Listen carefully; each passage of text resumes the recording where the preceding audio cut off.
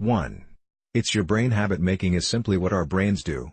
They're designed to create neural pathways that provide the best results.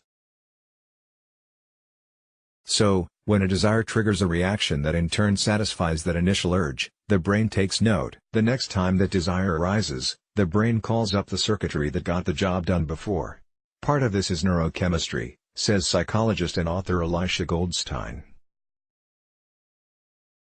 When an urge is satisfied, whether for soothing, attention, or any other response, we experience a rush of dopamine, the neurochemical associated with feeling good. After a few blasts of dopamine, we start to crave more, which then drives us to indulge in the triggering behavior, be it eating fast food, checking your phone, or lighting up a cigarette.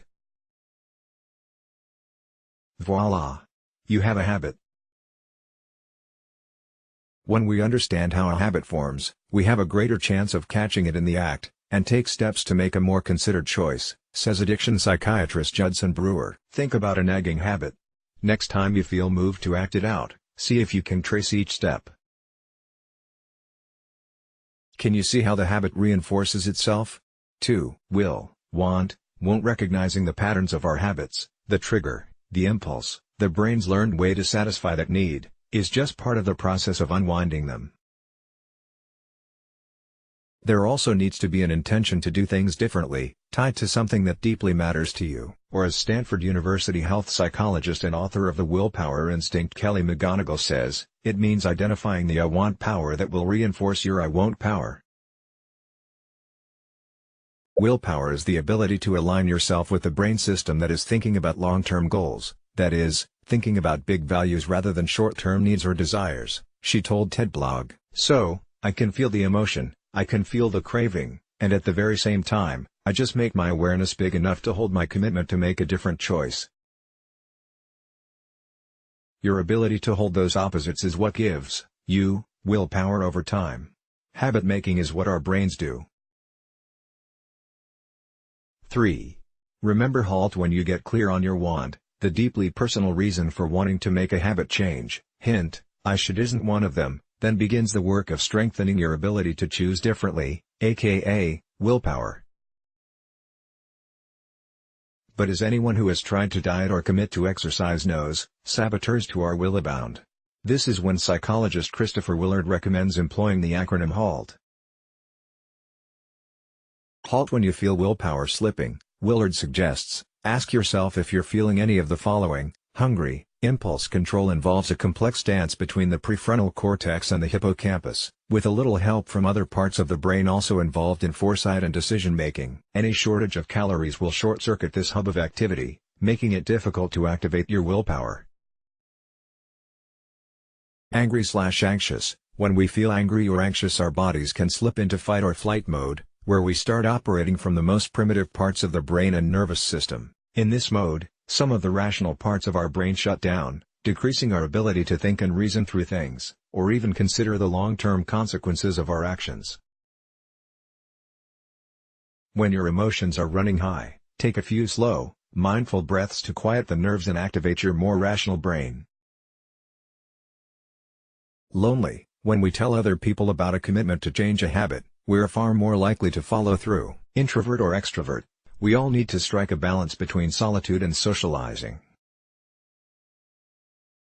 Consider what is the best balance for you, and share your goals only as widely as you feel comfortable. Tired. When we're tired, our self-control and willpower slip away, an effect known as ego depletion. A poor night's sleep can even knock you down a few IQ points. Establishing healthy sleep habits is not only integral to your self-care, it's also essential for your deeper goals. 4. Try compassion. Research shows that when we criticize ourselves, it actually short-circuits the brain power we need to unwind old habits and adopt new ones.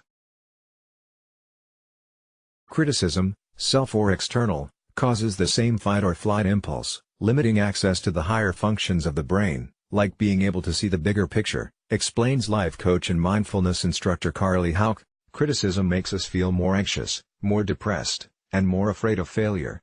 If you regularly tell yourself you can't or that you're not enough in some way, try using a more compassionate and understanding tone instead. Once we can be compassionate in our thinking, we can figure out the next best step to take toward the change we want. 5. See it, and believe it. Elisha Goldstein reminds us that mindfulness helps build the resilience to resist giving in to urges that foster unhealthy habits. Visualize the circumstances that typically trigger an urge. Notice what thoughts and feelings arise in the body. See if you can identify where you feel that urge physically, but don't engage it. Instead, relax the body and tune into your breathing, in and out. Staying with the breath, watch how the feeling grows, peaks, and eventually falls away.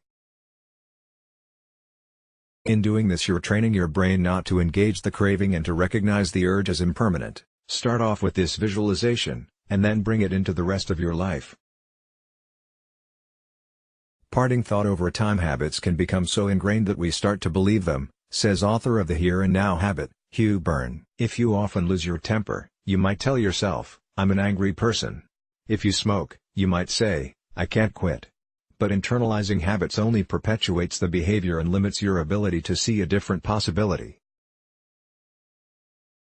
The next time one of your habit-derived identities pops up, challenge it. Ask yourself, is this really true? Is it true that I'm an angry person or I don't have the willpower to quit? Or is this a belief or storyline I've developed that isn't solid, is not me, and can be let go of? This article appeared in the June 2017 issue of Mindful magazine. 6 books to get you unhooked from negative habits. 7 habits that may actually change the brain, according to science. Let's block ads. Why?